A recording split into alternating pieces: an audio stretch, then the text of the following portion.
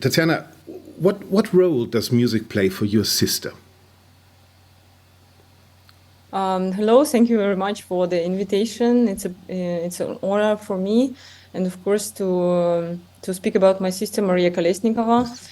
And I think that for Maria, music was and I hope now also is alive. She was determined, and she decided already in childhood, when she was 9 years old, that she will become a musician. She played the flute, moment, I think, yes, she will play the flute. And the moment she saw a flute player, as she heard the flute on one of the concerts when she was a child, and starting after that, she was very determined. She started to study at school, then at college, at musical academy, and all her life she contributed to music. So she didn't hesitate ever whether to do it or not. So, and I believe that till now it's I hope that yes, that it's a great piece for my part of life for my sister also. So as of today, she's more than 3 years in prison in Belarus, but she commented even before in letters when we had communication that yes, she cannot listen to music. I mean, she doesn't have any specific devices for it.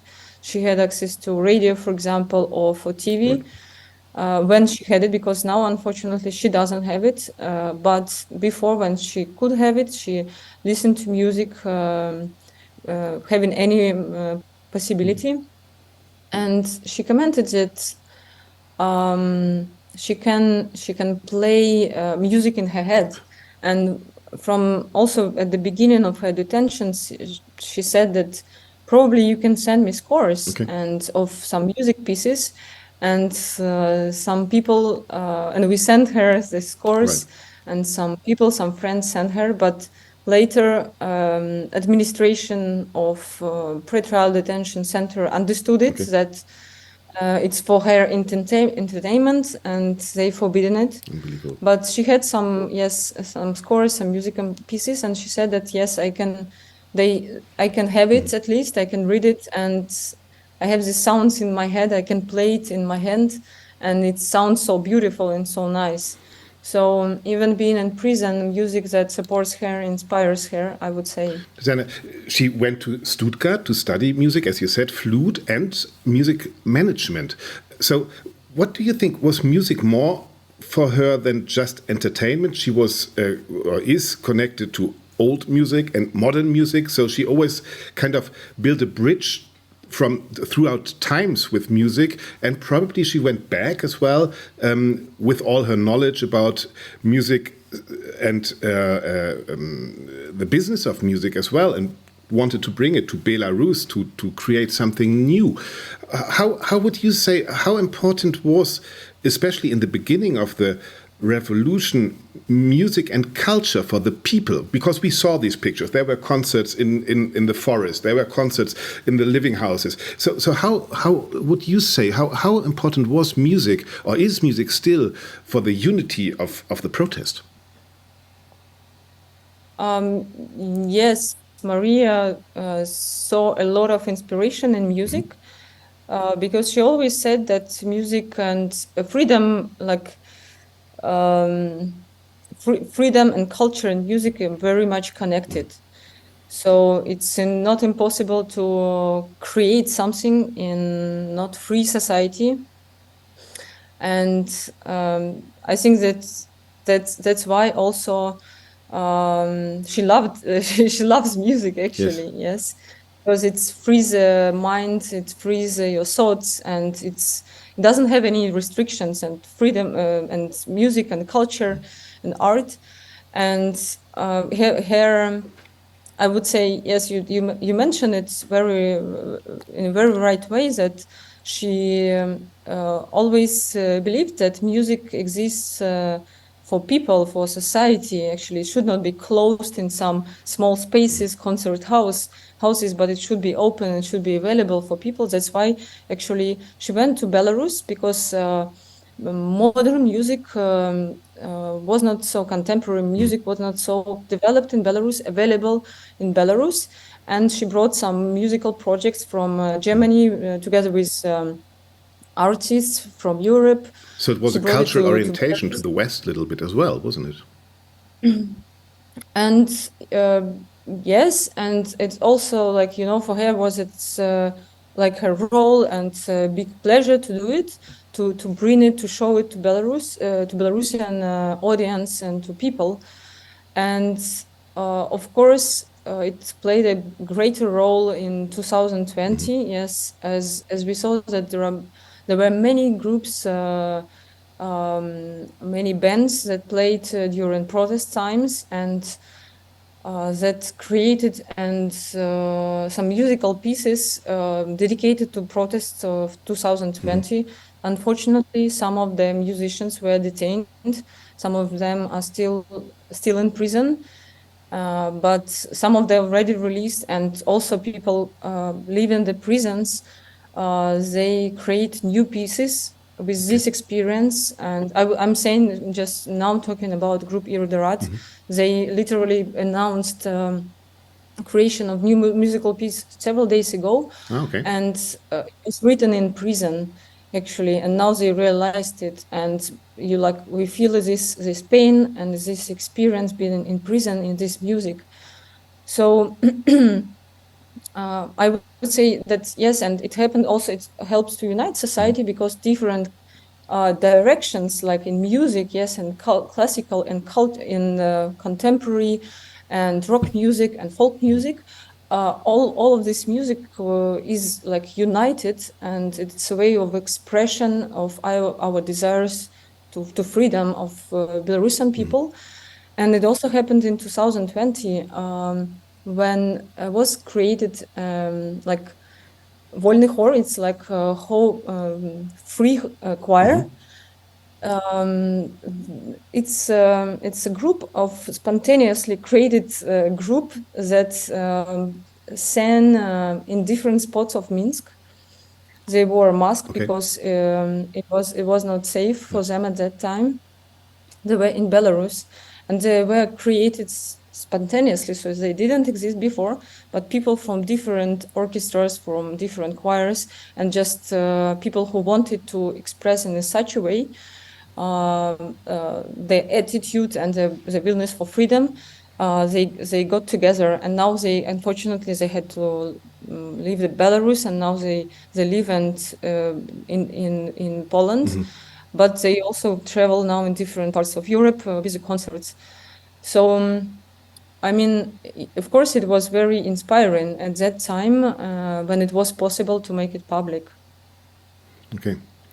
So there we see that music really unites people and is a force as well. And we saw that your sister went back in 2020. I mean, she had everything one normally wants from life in Stuttgart, but of course, because she wanted to help, she went back, and what is different to many others, she stood even though it was difficult and it was very dangerous to stay. Why didn't she leave Belarus when it seemed to be clear for everybody it is dangerous? Why was it so important for her to stay in this country, which obviously wouldn't change at that time? So I would say that yes, Maria's returning to Belarus started several years before 2020. As I mentioned, she brought different projects. She made it by herself, or she participated in some of the projects together with other musicians and artists. And she started to work in a cultural hub, OK16, which was created by Victor Babarika, and at that time he was head of Belgazprom. It was a special project to contribute to development of Belarusian culture in Minsk, in Belarus. So she started to work more on that project, on that cultural hub, to develop it more and more. And that time, it was mentioning that it was really cultural heart of Minsk, and actually of Belarus, with a lot of different projects, conferences, events happening there with different kinds of music. And after that, in 2020, when election campaign started and Viktor Babarika announced that he will run for presidency, Maria supported him, and I think that she joined him because they shared the common values, very focused on cultural development of nation, development of Belarusian society, and also, as you mentioned before, also connection to business. And yes, that it was very important for Maria, such support, like from different and joining different parts together, uniting different parts of society together. And again, to see that culture then is a way of freedom, of organizing freedom as well, isn't it? Yeah. Yeah. So, and after that, already in June 2020, Viktor Babarika was detained, and it became kind of like, naturally, it was discussed that if this could happen, if this would happen, Maria will become a representative of his team. So, and she became a spokesperson, and literally in several days, she became very popular and very much supported by people because she inspired also, because she didn't stop, because she continued to spread the word about situation, about how the election campaign went and so on. And then she joined Svetlana Tikhanovskaya, supported Svetlana Tikhanovskaya further. And I think that her experience as a musician, as you mentioned, also project manager in music and cultural projects, and experience in working in different settings, in different environment, also helped her a lot during this campaign. She spoke, I would say, really very freely from the stage, and Maria has a lot of empathy in her. And of course, she touched the hearts of many, many people at that time. So it was, of course, it was a difficult time. I will not hide it. It was very difficult and with a lot of fear. Of course. But of course, for all of you, probably. Yeah. But this desire to have free country, independent, democratic country, it pushed us, pushed Maria, pushed everyone forward. If we had a chance, we should use it. And then there was the 7th of September 2020 when she has been arrested. It was very dramatic at that time. And since then, you heard of her, but we don't really know what is happening now. What do you know about the state of your sister right now? Unfortunately, any communication stopped with Maria from middle of February 2023. Most probably, like what we hear from anonymous resources from colony, that she's held in such a punishment cell. It's a cell type chamber. Most probably she is alone, because I haven't had for a long time that anyone actually saw her there. It means that she held in a cell all during long days, like more than 7 months. We heard that she was ill as well before, wasn't she? Yeah, Had to go to the hospital. This is what we heard. Yes. She has just 30 minutes of walks outside of this cell. She cannot work. She cannot communicate with other people. And access to shower is 20 minutes per week. So it's very, very strict and very, very difficult conditions there. And as you mentioned, yes, she had surgery in end of November. Yes. Before that, she also spent 10 days in a punishment cell. It was cold, freezingly cold room, very, very humid room. Also, it was almost winter, and it was so cold there that she could not sleep. Literally, she could not sleep for 10 nights probably. And she also mentioned after that she had to walk all the day a little bit to warm up. And after that, she started to feel bad, and she complained, of course, but they didn't react. And she had been brought to hospital with ulcers. She had a surgery, and as she commented herself after, that they literally helped and saved her at the last minute. So she felt better after that, of course, but it also took a lot of time for her to get better. And at that time, she lost 15 kilograms during December, January, as we had also she mentioned it to lawyers. Unfortunately, now we don't have any information about her health also, because of course she needs special diet after such surgery, and I'm sure that she doesn't receive proper food there. It's not possible. And there's no communication whatsoever. How was the communication before? Was it with lawyers? Were you able to call her, or is it letters? Or how did it work? How did you communicate? At least there were letters between the most closest relatives. Communication with friends and other people stopped 2 years ago, actually. Yeah. At least with relatives, yes, lawyers were able to see her like once every 2 weeks. So there were also calls. It was at least once or twice a month. I had the chance to talk to her in 2022, but and we also had video calls just for 5-6 minutes, or very, very short. But actually, a year ago, our calls stopped. They just told that you will not speak anymore with your sister, and she talked to our father at that time. But unfortunately, everything stopped after that. Also, there were some visits from our father.